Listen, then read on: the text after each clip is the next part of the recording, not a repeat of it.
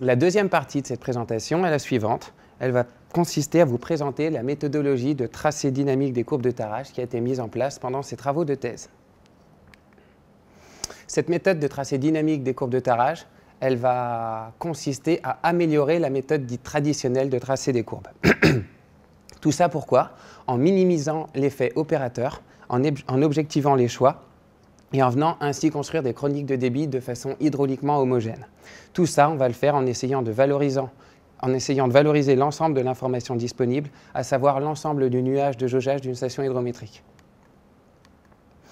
Dans cette présentation, je vais vous détailler 3 grandes parties. J'insisterai et je mettrai l'accent sur 3 grandes parties. La première d'entre elles, c'est la procédure de segmentation. La procédure de segmentation, elle va avoir pour mission principale de diviser un nuage initial de jaugeage en populations hydrauliquement homogènes et ainsi venir supprimer la variabilité 1 dont je vous ai parlé dans la première partie. La deuxième grande partie, ce sera l'approche variographique en fonction du temps. Une approche variographique va être construite et va permettre de venir faire croître les intervalles de confiance avec le temps. Enfin, la méthode de tracé dynamique des courbes de tarage, en repensant le tracé de la courbe de tarage à chaque jaugeage, va permettre de venir prendre en compte la variabilité 2. Avant de vous présenter la technique à proprement parler, je suis obligé de vous parler des hypothèses que nous avons émises pour élaborer ces travaux. Il y a 2 types d'hypothèses, les hypothèses d'échantillonnage et les hypothèses hydrauliques. Ma première hypothèse d'échantillonnage consiste à dire que le jaugeage est le meilleur témoin de la relation hauteur-débit au moment de son établissement. Ma deuxième hypothèse d'échantillonnage consiste à dire que la pertinence de ce jaugeage va vieillir avec le temps et donc que l'incertitude de ce jaugeage va grandir au fur et à mesure que l'on s'éloigne de sa date d'établissement. Et enfin, ma troisième hypothèse d'échantillonnage consiste à dire que si on est capable de diviser un nuage de jaugeage en populations hydrauliquement homogènes, alors on va être en mesure, parmi ces populations hydrauliquement homogènes, de considérer des familles de points, pas forcément chronologiquement contiguës dans le temps. Ma première hypothèse hydraulique est l'hypothèse de la zone de convergence. On va supposer dans ces travaux que quelle que soit la variabilité de la relation hauteur-débit à bas débit, cette dernière va converger à haut débit. Ma deuxième hypothèse hydraulique consiste à dire que les courbes de tarage peuvent être tracées par morceaux afin de prendre en compte les morphologies de rivières particulières et les doubles contrôles hydrauliques. Et enfin, ma troisième hypothèse hydraulique consiste à dire que parfois, il va être nécessaire de figer un ou plusieurs paramètres de la courbe de tarage, comme par exemple le H0 ou le B. J'en viens maintenant à la procédure de segmentation.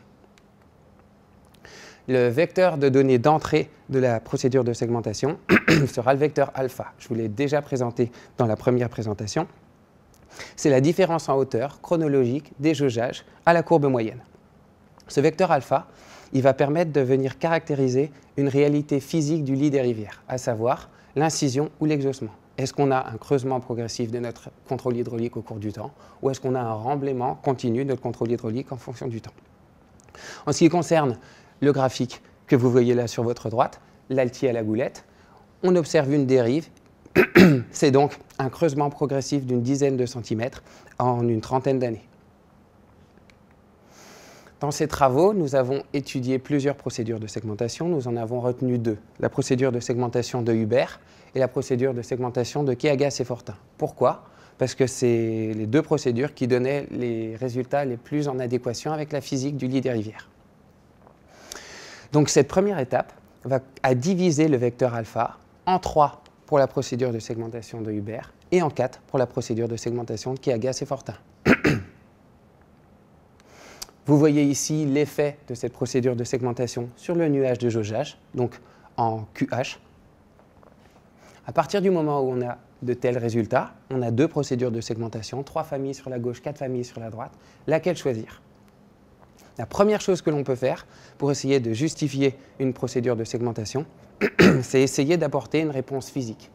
Qu'est-ce qui s'est passé sur le lit de cette rivière qui aurait pu être responsable finalement de ces détarages et de ces changements de famille hydraulique de jaugeage?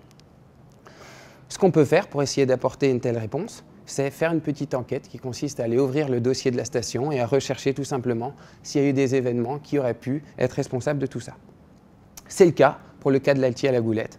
Effectivement, il y a eu deux crues majeures, celle du 21 septembre 1180 et celle du 23 septembre 1994, qui ont été référencées comme étant responsables de dégradation du seuil. Le seuil, c'est le contrôle hydraulique de cette station. Donc là où on est content, c'est que finalement, les deux procédures de segmentation, Hubert et Keagas et Fortin, ont été en mesure de détecter ces deux crues responsables de dégradation du seuil. Néanmoins, il reste un point d'interrogation. La procédure de segmentation de Keagas et Fortin a détecté une rupture qui, elle, n'est pas documentée. Comment faire pour justifier ou non une telle rupture? Je ne vous le détaillerai pas ici, mais par contre, je vous invite à consulter l'article qui a été publié dans les proceedings de la conférence Riverflow 2014 à Lausanne, qui, elle, détaille tout ça plus en profondeur.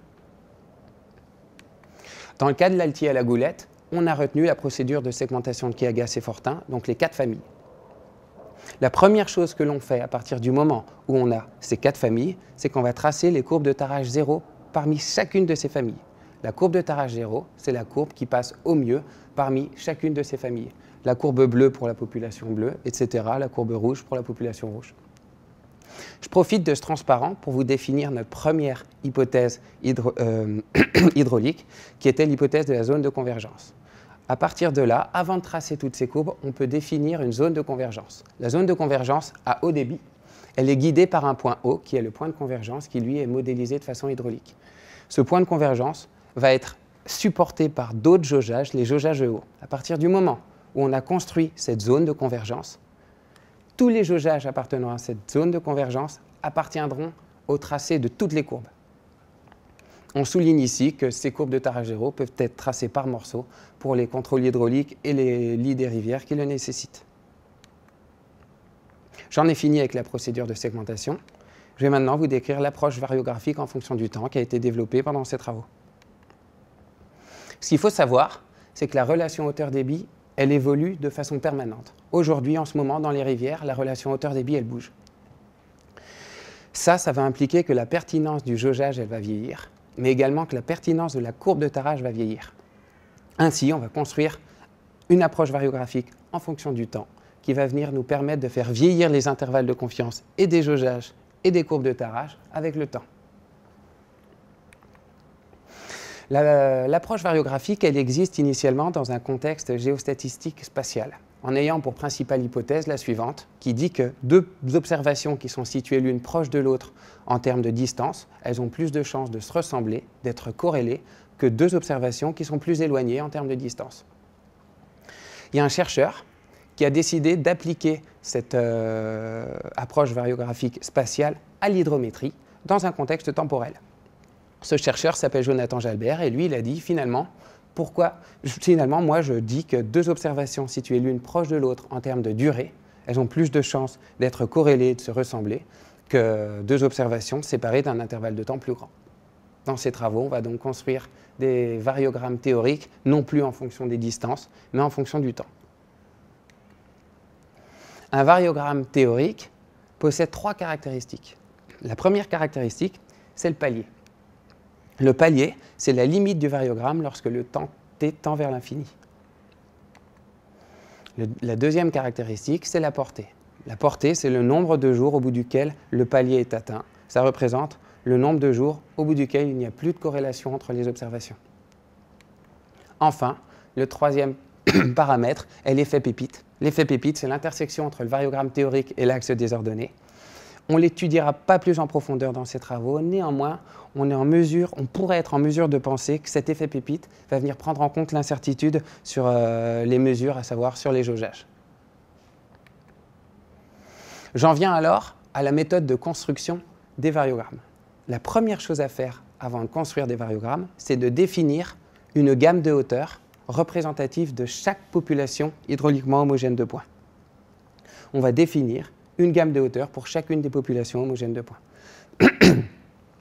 Pour chacune de ces hauteurs, on va avoir besoin de simuler des chroniques de débit pour chacune de ces hauteurs. Pour ça, on a besoin d'un premier tracé dynamique des courbes de tarage. Je ne le détaillerai pas ici, c'est un tracé qui est dit grossier et qui nous permettra d'avoir des chroniques de débit grossières mais tout à fait satisfaisantes pour construire cette première approche variographique qui nous servira qu'à faire vieillir l'intervalle de confiance autour des jaugeages.